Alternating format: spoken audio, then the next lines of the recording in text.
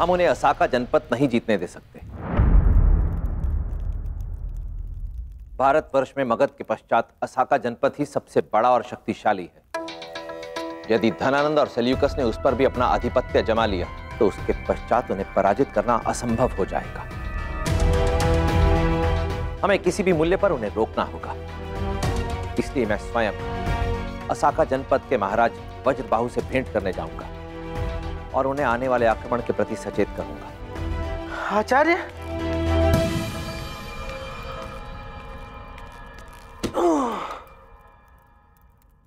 आप यहाँ रणनीति बना रहे हैं और मुझे वहाँ मगध के फलों के कोष में से ये आमचुरा ने भेज दिया। मेरे साथ ऐसा भेदभाव क्यों? किसने कहा कि तुम्हारा कार्य महत्वपूर्ण नहीं है स्थूलभद्र? तुमने भी अत्यंत महत्वपूर्ण कार्य किया है।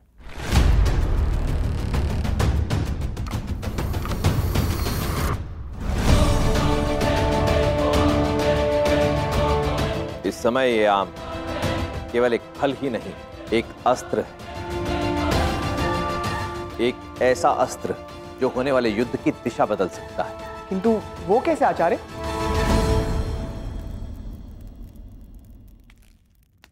क्योंकि असाका के महाराज वज्रबाहु का मोह आम के प्रति सर्वविदित है और ये आम भेंट देने का कारण कि आचार्य चाणक्य को उनसे भेंट करने का अवसर शीघ्र ही प्राप्त होगा। स्मरण रहे, युद्ध में बड़े बड़े मंतव्य कई बार इस प्रकार के छोटे छोटे प्रयासों से ही सिद्ध हो जाते हैं। अद्भुत आचार्य, अद्भुत। किंतु आचार्य, इससे पहले कि आप उनसे भेंट करने जाएं, हमें धनानंद और सेल्यूकस के आक्रमण की योजना के विषय में जानना होगा।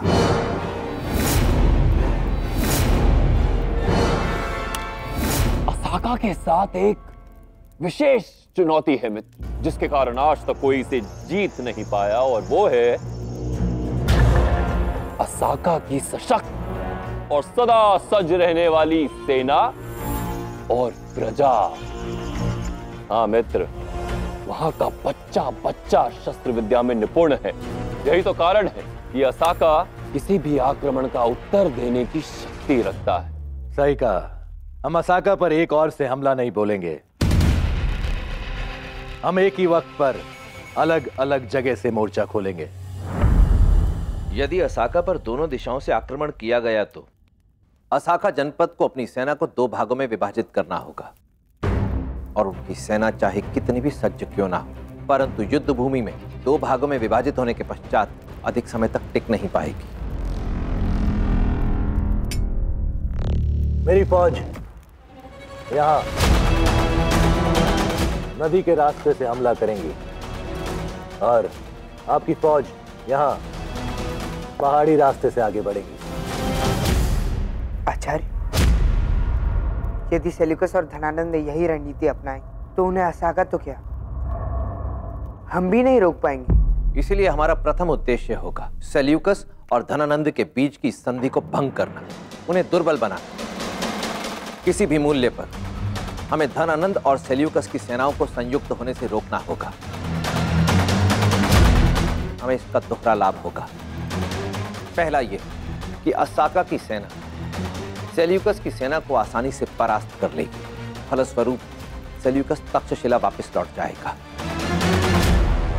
और दूसरा लाभ कि सेल्यूकस का समर्थन खोने के पश्चात हम असाका जनपद की सेना के साथ मिलकर धनानंद को आसानी से पराजित कर लेंगे। मैं तो उस क्षण की प्रतीक्षा कर रहा हूं आचार्य, जब मैं धनानंद की आंखों में आंखें डालकर युद्ध भूमि में उसके विरुद्ध खड़ा होऊंगा। चंद्रगुप्त, मैं तुम्हारी भावनाओं का सम्मान करता हूं, परंतु युद्ध केवल भावनाओं से नहीं लड़ा जाता। क्या कभी सोचा है कि तुम मगध की विशाल और सशक्त सेना को किस प्रकार पराजित करोगे? मैं समझ रहा हूं कि आप किस ओर संकेत कर रहे हैं आचार्य। भले ही हमारे पास शूरवीर योद्धा सज्ज क्यों ना हो, किंतु युद्ध करने के लिए उनके पास पर्याप्त शस्त्र अब भी नहीं।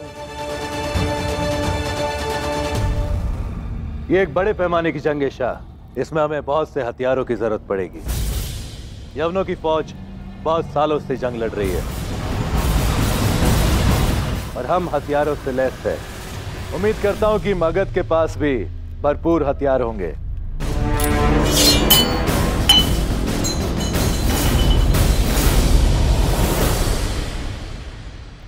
प्रत्यक्ष को प्रमाण की आवश्यकता नहीं होती मित्र। मगध युद्ध के लिए कितना सच है इसका अनुमान आपको हो गया होगा।